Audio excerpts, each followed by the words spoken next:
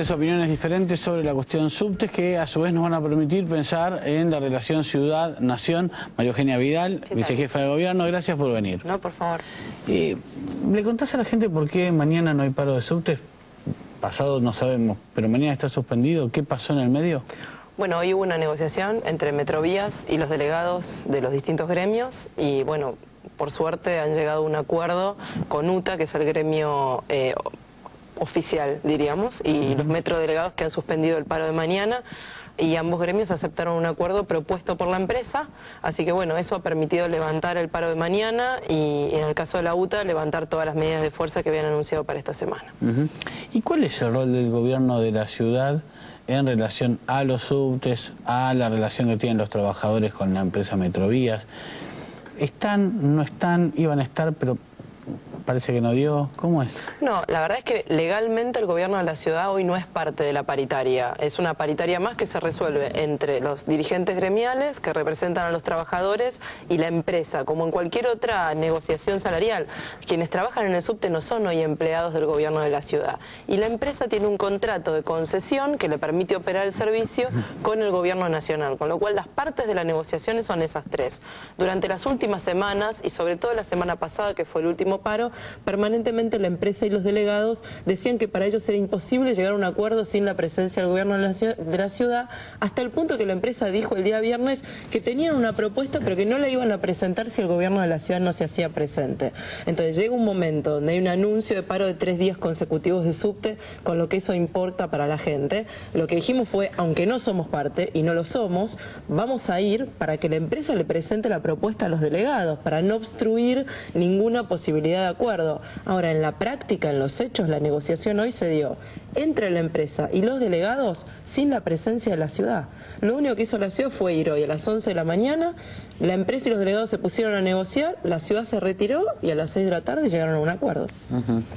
¿Y me explicás cuándo fue el momento en el cual la ciudad, como vos llamás al gobierno de la ciudad, resuelve abrirse la cuestión subtes? Digo, seguimos el acuerdo, pagamos el aumento del boleto, que no es boleto, del pasaje, y más tarde nos enteramos con que, bueno, no daba, la seguridad no era la necesaria. ¿En qué momento el gobierno de la ciudad decide abrirse del tema? Nosotros firmamos un acta acuerdo en los primeros días de enero, a pedido del gobierno nacional, para iniciar la negociación por el traspaso, que nos daba un plazo de 90 días para ponernos de acuerdo sobre de qué manera íbamos a hacer el traspaso y que iba a terminar con un convenio entre ambas partes, firmado, ratificado por el Congreso y por la legislatura de la ciudad, porque de esa manera es como se debe hacer cualquier traspaso de la nación a la ciudad.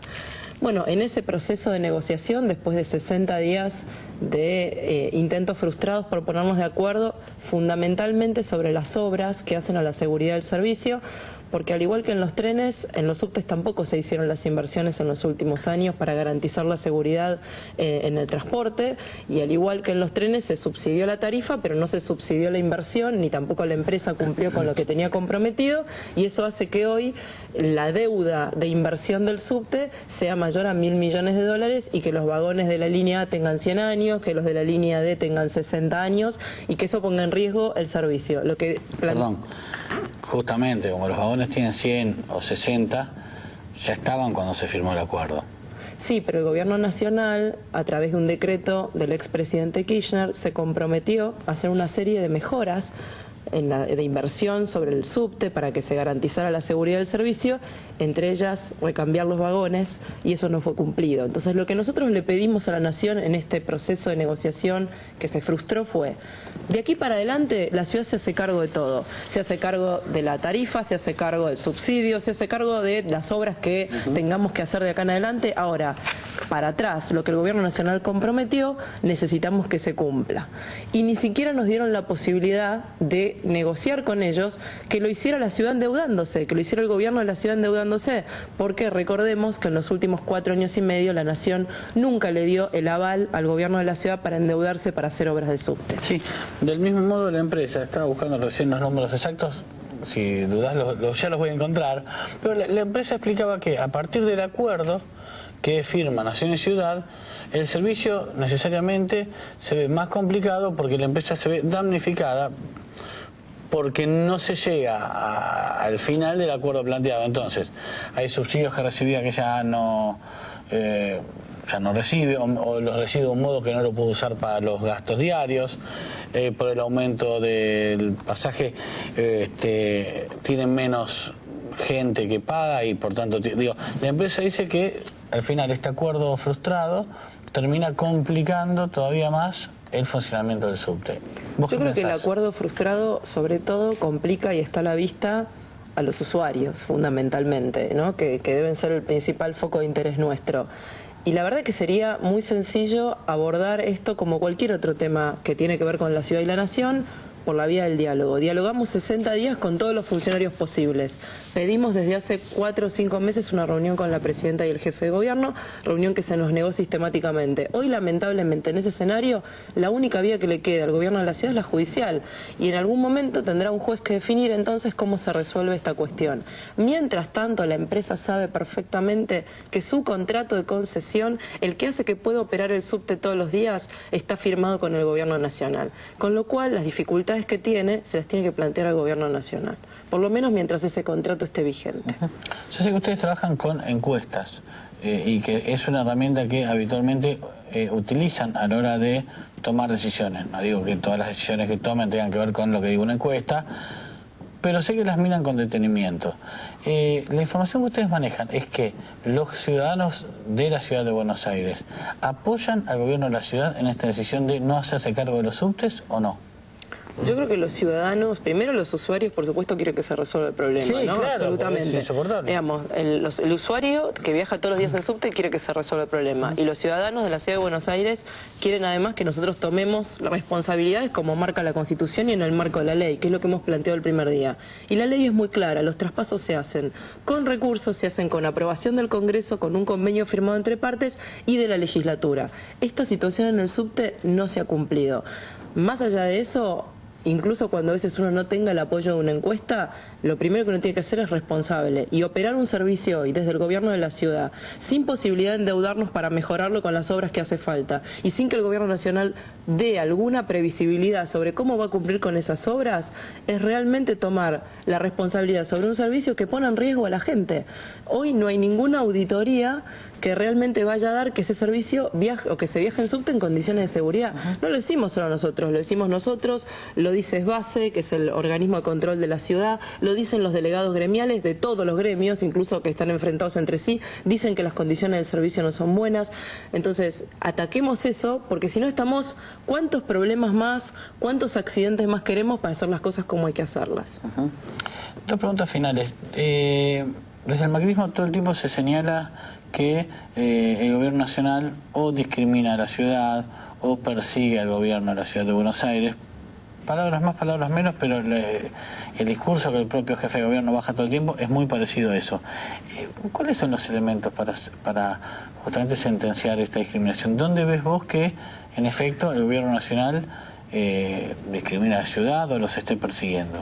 Bueno, solo para mencionar lo que ya dije, en los últimos 4 años la ciudad no ha podido endeudarse, a diferencia del resto de las provincias, con el exterior para hacer obras de infraestructura, porque el gobierno nacional no le dio la autorización. Se ha decidido en los últimos meses que la ciudad va a ser la única jurisdicción del país que no tiene subsidio al agua, al gas y a la luz, en la luminaria pública, en las villas, en las escuelas y en los hospitales. Estos son unos 350 millones de pesos al año que la ciudad va a tener que poner y que el resto de las provincias o jurisdicciones reciben.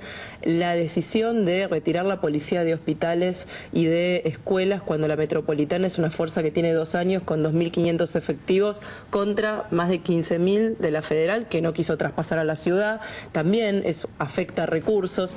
En el fondo lo que está claro es que el kirchnerismo, y eso todo el mundo lo sabe, no tolera al que piensa distinto. Y en la Ciudad de Buenos Aires hay un gobierno que piensa distinto.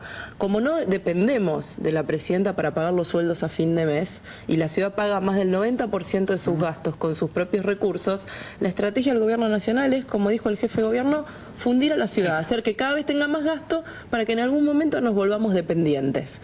Y entonces desde la dependencia económica, perder libertad política. Yo entiendo que sin diálogo es muy difícil llevar adelante algunas de las cosas que yo te puedo plantear, pero en la enumeración a veces se mezclan cosas que no son lo mismo, digo. En las provincias, en la ciudad donde yo nací, los colegios tienen y los hospitales tienen la seguridad de la policía provincial, de la policía local, digamos. Probablemente la metropolitana sí deba hacerse cargo de esos establecimientos, o te parece un exceso? No, yo creo que la metropolitana puede hacerse cargo en un nivel de crecimiento que no tiene hoy. Pretender que la metropolitana se haga cargo hoy con 2.300 efectivos, que son los mismos para las escuelas, para los hospitales, para los 14 barrios donde tiene presencia, para la autopista Ilia cada vez que hay un corte de la 31, para todos son los mismos 2.300 efectivos, después de que el gobierno nacional tomó una decisión, que es la de no traspasar la Policía Federal, cuando lo había prometido en las 2 campañas electorales de la ciudad, que lo tuvieron a Filmus como candidato. Fueron promesa de campaña 2 veces, las 2 veces se incumplieron, y la Policía Federal es de la Ciudad de Buenos Aires, la que opera en la Ciudad de Buenos Aires, y es un traspaso pendiente. Nosotros no decimos que entonces no nos vamos a hacer cargo. Traspásennos la federal y nosotros nos hacemos cargo de custodiar las escuelas y los hospitales. Y si no, dennos tiempo para que la Policía Metropolitana, que en otras ciudades del mundo llevó 10 años, 14 años, se pueda hacer cargo del total de la ciudad. María Eugenia, ¿cuánto les preocupa el posible juicio oral que va a enfrentar el jefe de gobierno? A ver, desde el punto de vista del resultado no nos preocupa porque creemos en la inocencia del jefe de gobierno, sabemos que no hay ningún elemento contundente en la causa que afirme lo que la causa caratula, con lo cual estamos tranquilos. Lo que nos llama la atención es que en el medio de este proceso de tensión, el juez Ollarvide, informándoselo antes a los medios que a los propios protagonistas de la causa, dice o toma la decisión de empezar a consultar a las partes para la elevación del juicio oral. Pero bueno, todavía la causa no ha sido elevada a juicio oral, que se sigan todos los pasos. En su momento nosotros pedimos que se aceleraran los tiempos del juicio oral para que de una vez por todas, el juicio oral es público, todos los medios van a poder mostrarse, van a poder ver los testigos, las pruebas, todas las personas que van a ir. Y bueno, en buena hora que de una vez por todas se termine con esto que empezó hace 2 años y se pueda mostrar realmente que Mauricio Macri no tiene nada que ver con esta causa. Gracias por venir. Gracias a ustedes. Después del corte, una mirada diferente sobre los mismos asuntos. Gabriela Cerruti, y más tarde, un metro delegado, para que nos cuente por qué mañana no hay paro y si en rigor podemos estar tranquilos porque pasado tampoco lo va a haber. Hoy está suspendido el de mañana. Te lo vamos a contar después del corte.